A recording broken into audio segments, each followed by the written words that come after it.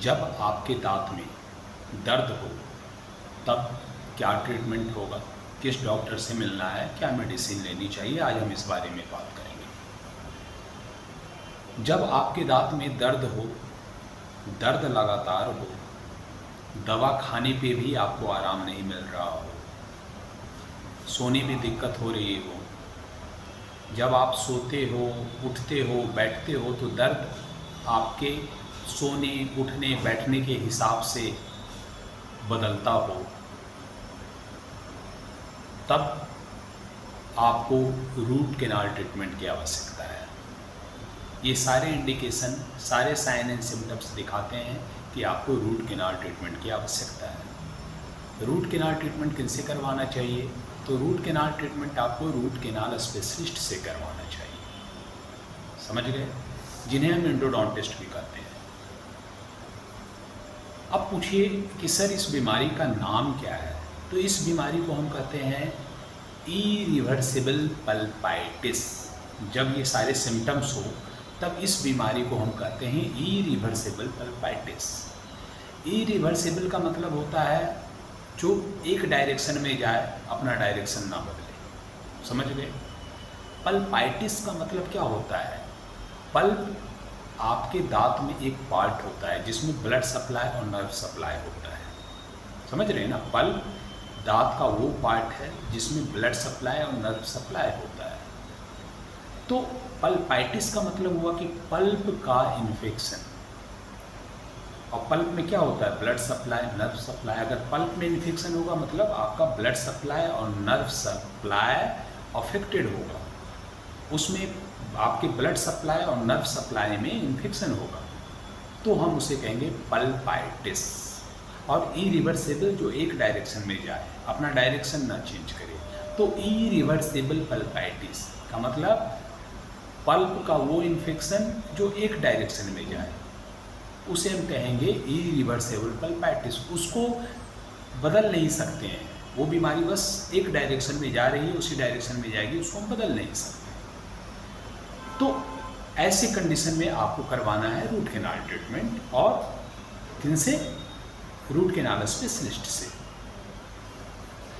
Medicine क्या ले सकते हैं आप? दर्द का टैबलेट अगर डॉक्टर रिकमेंड करे तो आप वो ले सकते हैं। जब दर्द का टैबलेट आप खाते हो तब आपको गैस भी बन सकता है कुछ लोगों में, तो आप उसके पहले आप एंटासिड ले सकते हो, लेकिन डॉक्टर की सलाह पर। अगर डॉक्टर को लगे कि एंटीबायोटिक देना चाहिए, अगर लगे तो तब वो आपको प्रिस्क्राइब करें तभी खाइए, खुद से नहीं खाना है, समझ गए। तो ये सारे ट्रीटमेंट ऑप्शन है इरिवर्सिबल पल्पाइटिस में। अब हम आते हैं कि अगर इरिवर्सिबल पल्पाइटिस है तो हम रूट कैनाल कैसे करेंगे? तो प्रोसेस तो सेम है। सबसे पहले हम क्या करेंगे? लोकल एनेस्थीसिया देंगे। जिस दांत में ये प्रॉब्लम है उस दांत का के बगल में एक लैंडमार्क होता है, वहाँ पे जाके उसके बाद हम रबर डैम आइसोलेशन करते हैं। आइसोलेशन इसलिए करते हैं ताकि उस दांत में कोई सलाइवा वगैरह अंदर ना जाए उस दांत के अंदर। और जो हम इंस्ट्रूमेंट यूज़ करते हैं दांत का रूट कैनाल करने के लिए, वो इंस्ट्रूमेंट आपके शरीर के अंदर ना जाए, इसको बचाने के लिए हम रबर डैम आइसोलेशन करते हैं। उसके बाद एयर रोटर और बर्ब होता है, उससे हम आपके दांत को कट करते हैं। क्योंकि रूट कैनाल का मेन पर्पस है कि जो आपके दांत के अंदर पल्प में और आपके कैनाल में जो ब्लड सप्लाई है, नर्व सप्लाई है, उसे हटाना। तो वो कहाँ है? वो पल्प में है। और पल्प कहाँ होता है?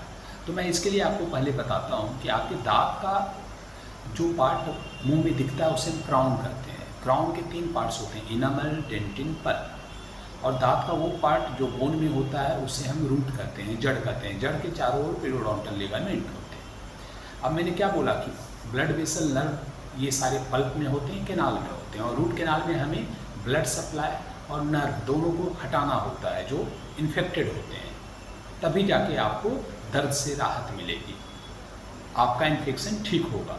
तो जब हमें पल्प में पहुंचना है, कैनाल में पहुंचना है, क्योंकि वहाँ ब्लड सप्लाई, तो कैसे पहुंचेंगे? सबसे पहले हम इनामल ऊपर वाला लेयर कट करेंगे, उसके बाद डेंटिन को कट करेंगे, उसके बाद हम पल्प को कट करके पल्प में पहुँचेंगे। जब पल्प में पहुँचेंगे तो उस ओपनिंग को हम एक्सेस ओपनिंग कहेंगे। अब हम क्या करेंगे कि हमको दांत के अंदर जो ब्लड सप्लाई है, नर्व सप्लाई है, उसको क्लीन करना है क्योंकि वो इन्फेक्टेड है। तो कैसे हम वहाँ क्लीन करेंगे? तो एंडोडोंटिक फाइल होता है, वो हैंड फाइल और रोटरी दो टाइप का होता है।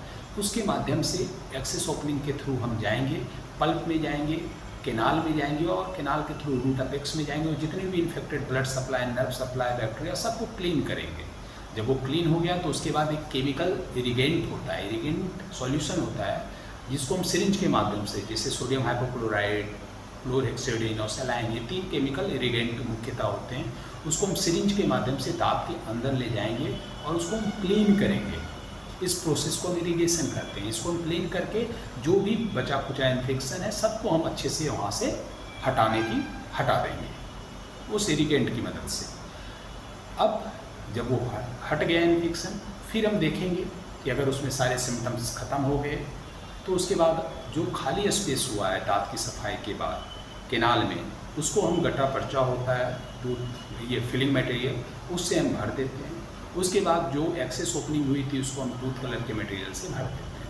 उसके बाद उस दांत के ऊपर कैप लगा देते हैं। आप बोलिएगा सर कैप क्यों लगाना, फिलिंग तो आपने कर ही दी थी। देखिए, जब भी कैप लगाते हैं तो कैप ही एक ऐसा मटेरियल है जो लीकेज को 100% रोकता है। बाकी कोई भी टूथ कलर का फिलिंग मटेरियल लीकेज को 100% नहीं रोक पाता। तो अगर फिलिंग रहेगी तो क्या होगा, उसके थ्रू लीकेज होगा। जब भी कुछ खाओगे पियोगे वो फिलिंग के अंदर जाएगी, इन्फेक्शन क्रिएट करेगी सेकेंडरी। और दूसरी बात, रूट केनाल में हम क्या करते हैं, ब्लड सप्लाई हटा देते हैं, नर्व सप्लाई हटाते हैं। तो जब ब्लड सप्लाई हटेगा तो वहाँ न्यूट्रिशन दांत को मिलेगा नहीं, तो दांत कमजोर होंगे, तो टूटने का चांस रहेगा। तो दांत टूटने का चांस रहेगा, इसलिए कैप लगा दोगे तो वो दांत टूटने से बच जाएगा। तो ये सारे रीजन है कि हम कैप लगाते हैं।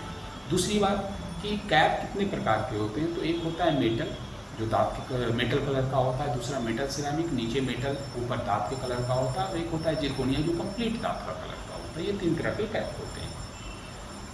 तो ये हुए, ट्रीटमेंट करवाना है रूट कैनाल स्पेशलिस्ट से। ये हमेशा याद रखिएगा कि एंडोडोंटिस्ट या रूट कैनाल स्पेशलिस्ट से ही रूट कैनाल करवाना है।